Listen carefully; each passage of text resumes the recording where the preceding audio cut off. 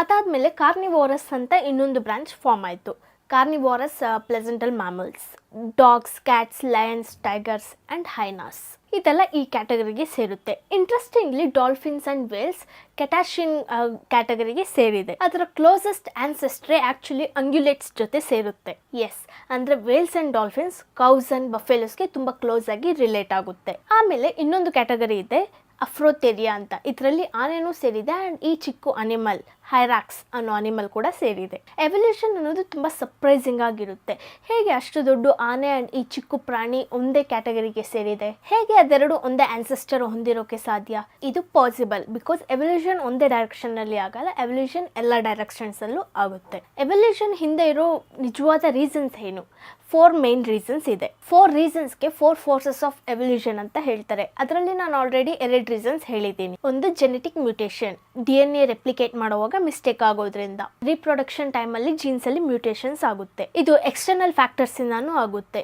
Like ultraviolet lights ಇಂದ ನಿಮ್ಮ skin mutate ಆಗುತ್ತೆ ಆ್ಯಂಡ್ ಸ್ಕಿನ್ ಕ್ಯಾನ್ಸರ್ ಬರುತ್ತೆ. ಎರಡನೇದು ನ್ಯಾಚುರಲ್ ಸೆಲೆಕ್ಷನ್, ಜೀನ್ಸ್ನ ಕ್ಯಾರೆಕ್ಟರ್ಸ್ ಯಾವುದು ನ್ಯಾಚುರಲ್ ಆಗಿ ಎಕೋಸಿಸ್ಟಮ್ಗೆ ಫಿಟ್ ಆಗುತ್ತೋ ಅಲ್ಲಿಂದ ಎವಲ್ಯೂಷನ್ ಸ್ಟಾರ್ಟ್ ಆಗುತ್ತೆ. ಆದರೆ 3rd ಆ್ಯಂಡ್ 4th ರೀಸನ್ ಏನು? ಅದ್ರ ಬಗ್ಗೆ ಇವಾಗ ಮಾತಾಡೋಣ.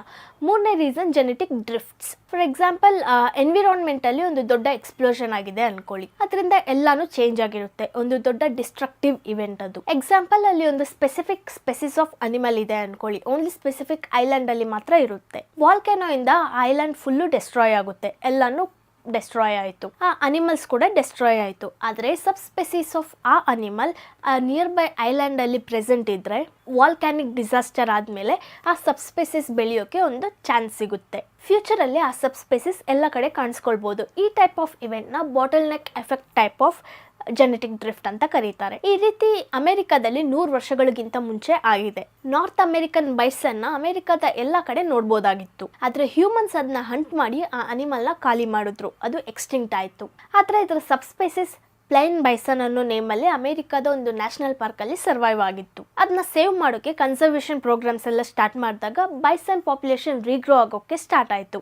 ಅದರ ಪಾಪ್ಯುಲೇಷನ್ ಎಂಟೈರ್ಲಿ ಸಬ್ ಸ್ಪೆಸೀಸ್ ಇಂದ ಆಯಿತು. ಇದೊಂದು ಬಾಟಲ್ ನೆಕ್ ಇವೆಂಟ್ ಆಯಿತು, ಜೆನೆಟಿಕ್ ಡ್ರಿಫ್ಟ್ ಆಗೋಕ್ಕೆ ರೀಸನ್ ಆಯಿತು. ಆ್ಯಂಡ್ ಇವಾಗ ಅಮೆರಿಕಾದಲ್ಲಿರೋ ಎಲ್ಲ ಬೈಸನ್ಸ್ ಸಬ್ ಸ್ಪೆಸೀಸ್ನ ಪ್ಲೇನ್ಸ್ ಬೈಸನ್ಗೆ ಸೇರಿರೋದು. ಈ ಬೈಸನ್ಸ್ ಹತ್ತತ್ರ 100 ಇಂಡಿವಿಜುವಲ್ ಆನ್ಸೆಸ್ಟರ್ಸ್ ಇಂದ ಬಂದಿದೆ. ಬೈ ಚಾನ್ಸ್ 100 ಬೈಸನ್ಸ್ ಯೆಲ್ಲೋಸ್ಟೋನ್ ನ್ಯಾಷನಲ್ ಪಾರ್ಕಲ್ಲಿ ಸರ್ವೈವ್ ಆಯಿತು.